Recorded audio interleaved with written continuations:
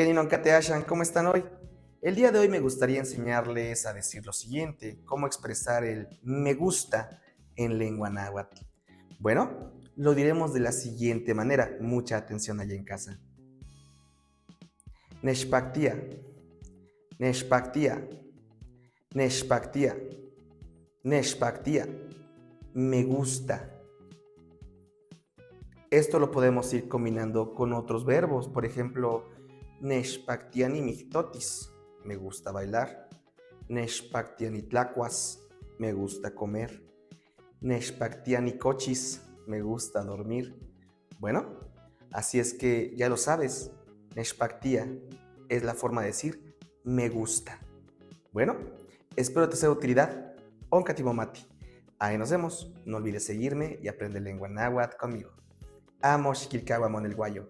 No olvides tus raíces.